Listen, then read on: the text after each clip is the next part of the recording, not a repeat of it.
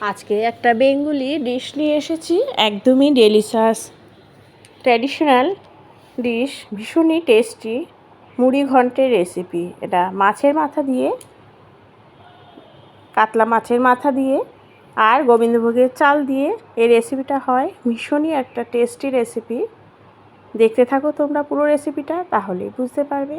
Welcome friends, Insta রান্নাঘর থেকে সুমা বলছি। আশা করি বন্ধুরা তোমরা সবাই ভালো আছো। রেসিপিটা দেখার অনুরোধ রইল, আর ভালো লাগলে অবশ্যই প্লিজ লাইক, শেয়ার, কমেন্ট।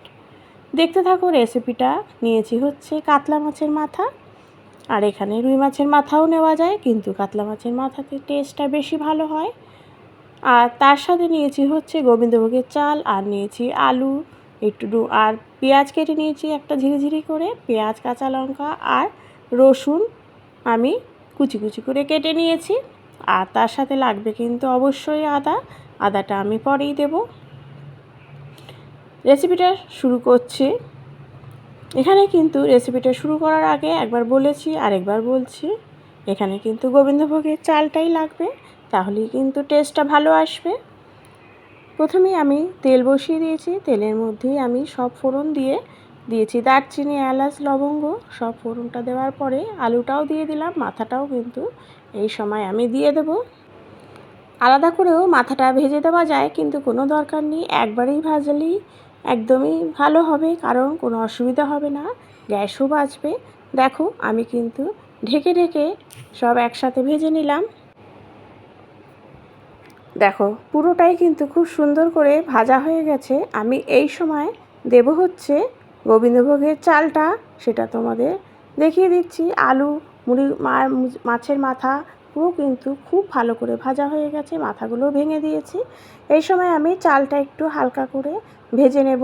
আর তার সাথে কী কী দিচ্ছি দেখতে থাকো। দিলাম হচ্ছে জিরে আর ধনের গুঁড়ো, আর দিচ্ছি হচ্ছে হলুদের গুঁড়ো, আর একটু চিনি দিয়ে সব দিয়ে কিন্তু আমি একসাথে ভাজবো, মানে চালটা একটু ভেজে নেব।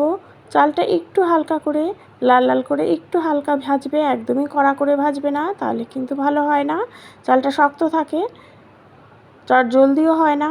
দেখো এইভাবে করবে, হালকা করে একটু গ্যাসটা বাড়িয়ে ভালো করে ভেজে নেবে। বেশ কিছুক্ষণ ধরে দেখো আমি নাড়াচাড়া করে নিচ্ছি, যাতে চালটা একটু হালকা করে ভাজা হয়ে যায়। এইভাবে করবে মুড়িঘণ্ট, ভীষণই একটা টেস্টফুল হবে।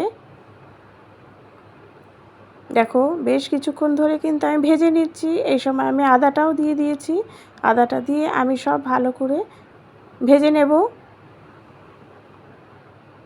একটু ভালো করে কষিয়ে নিচ্ছি চালটা সব মশলার সাথে।